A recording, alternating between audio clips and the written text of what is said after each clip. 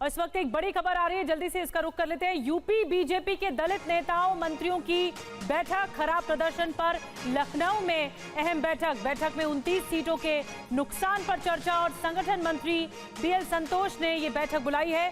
Party के social media cell की भी बैठक बुलाई गई है।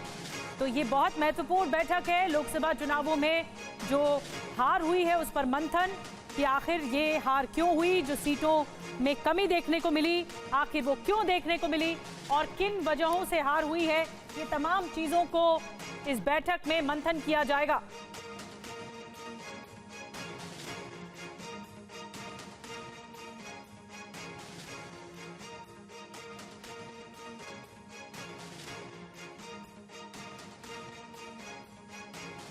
तो बैठक में 29 सीटों को लेकर चर्चा है। जो हारी हुई सीटें उन पर यूपी बीजेपी का मंथन है।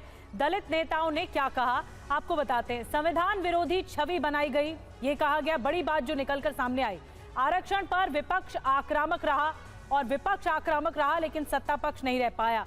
संविधान आरक्षण विरोधी छवि से नुकसान हुआ है सत्ता पक्ष को। दलित पिछड़ों के वोट छिटके हैं, पिछड़े वोटर के बड़े तबके ने वोट नहीं दिया है।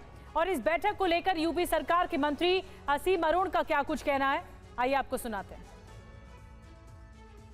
आज इस बात पे मंथन हुआ कि समस्त वंचित समाज को भारतीय जनता पार्टी ने समर्थन देने के लिए बहुत सारे कार्य किए।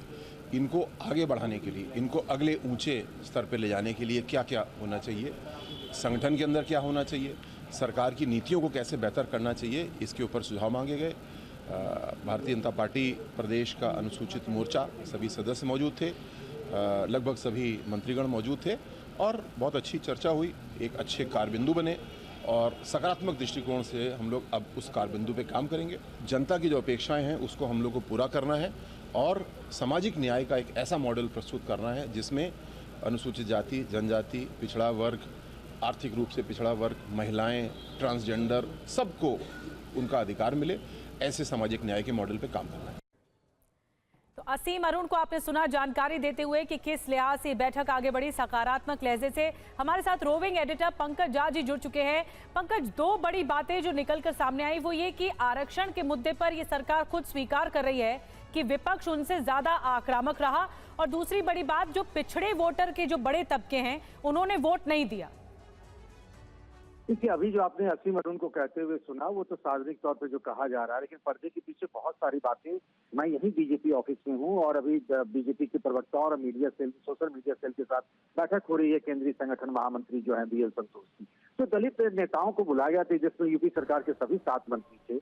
ये पाया गया इस बार बड़ी खतरे की घंटी है, अलार्मिंग सिग्नल ये है कि जाटव बिरादरी जो कि जिस तरीके से बीएसपी का वोटर माना जाता था, उसने इस बार कई जगहों पर समाजवादी पार्टी और कांग्रेस के लिए वोट कर दिया और इससे बीजेपी को बड़ा नुकसान हुआ। 29 सीटें उसकी कम आई 62 के मुकाबले पिछली बार जो 62 सीटें मिली थी। सबसे बड़ी जो डिमांड रखी गई है आज बैठक में बीएल संतोष के सामने, वो कहा गया कि आमतौर पर क्या होता है कि सरकारी नौकरी नहीं दी जा रही है, तो कॉन्ट्रैक्ट पर, जिसे आउटसोर्सिंग कहते हैं, वो नौकरी हो रही है। उस नौकरी में आरक्षण का कोई फॉर्मूला नहीं होता है, यानी दलितों के लिए और पिछड़ों के लिए। ये डिमांड उठी कि आप ये जो नौकरी दे रहे हैं उसमें कम से कम आरक्षण का फॉर्मूला दें और अगले विधानसभा चुनाव यानी 27 से पहले कुछ ऐसा करें कि सरकारी नौकरी की भर्तियां जल्द से जल्द शुरू करें। नहीं तो दलितों में, पिछड़ों में जो नौजवान है खासतौर से, उनमें बेचैनी बढ़ रही है और इससे बीजेपी को नुकसान हो सकता है। ये एक बड़ी बात आज बैठक में उभरी है। बड़ी बात बता रहे हैं पंकज, बहुत बहुत धन्यवाद आपका। तो जो बैठक का सबसे ज्यादा बड़ी बात लब्बो-लुआब ये रहा कि आखिर इन सीटों पर हार क्यों हुई और जो पिछड़ा वर्ग है वो क्यों बाहर नहीं निकला और क्या वजहें रही कि ये हार देखने को मिली और क्यों आखिर समाजवादी पार्टी को या आगे दूसरी पार्टियों को वोट चला गया बीजेपी का।